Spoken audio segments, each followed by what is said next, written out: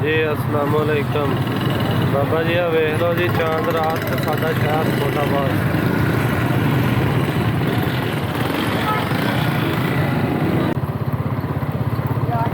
हाँ जी बाबा जी चांद रात है तो आप एवं मंडी का ना शशका मशका लैन आए हैं एवं तो अपना एक बेली आया होया थोड़ा दिखाने कि मंडी की की सूरत हाल है। आखिरी दिन अज आखिरी रात चांद रात इत्थे रेलवे ग्राउंड के नाल लगी है मंडी तो आप अपने वाले बेली में वैसे कितने लभदे हैं तो की सूरत हाल है।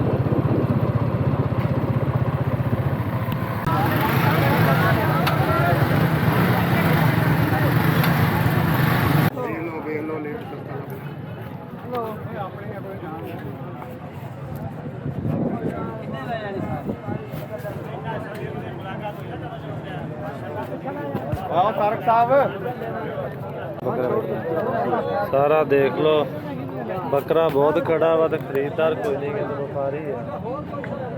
बकरे बड़े बड़े भी तो छोटे भी तो छतरे भी तो खरीददार कोई नजर आता। क्यों अब्दुल मालिक इस तरह ही इस तरह पूछता ही कोई नहीं।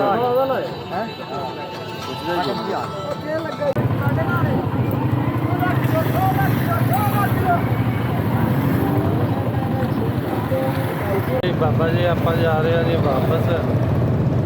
बकरा बहुत खड़ा जी जानवर खरीददार कोई नहीं है। जोड़ा खरीददार हैगा भी है तो छोटे जानवर का बड़े जानवर का कोई नहीं।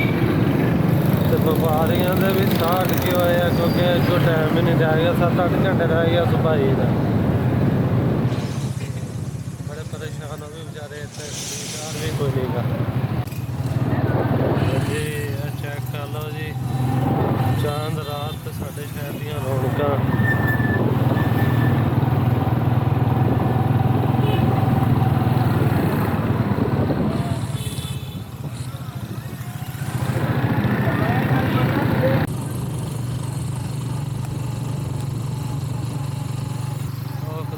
बंदे स्पीडा ना मारो, कदी ना पहुंचने वालों ना देर ना पहुंचना जोड़ा वो आ रहे हैं।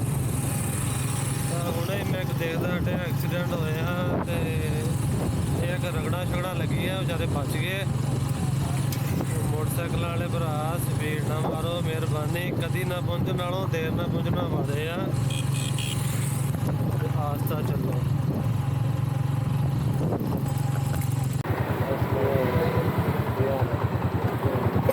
ठीक है 500 का पा दे यार, वीडियो चलन रही है। 500 का पा दे।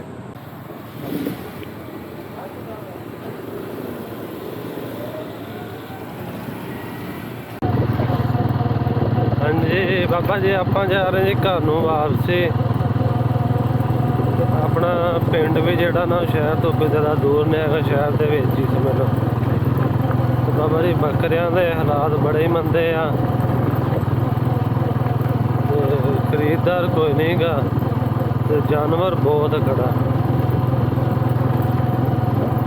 पता नहीं लोगों को पैसा कोई नहीं गा या की वजह, जो भी खैर वजह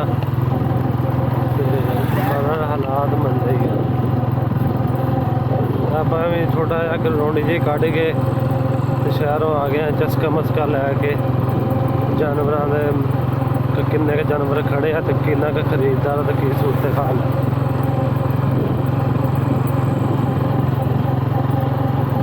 ये नाल ही सानू तो इजाजत, दुआवां च याद रखियो, अपने प्यारिਆਂ का ख्याल रखियो, ईद दे विच गरीबां नूं भी याद रखियो। कुछ तो कल्ले ही ना खा जाइयो, उन्होंने भी दियो, अपना हिसाब करियो, बाकी गरीबों का रिश्तेदारों का सारिया तकसीम करियो।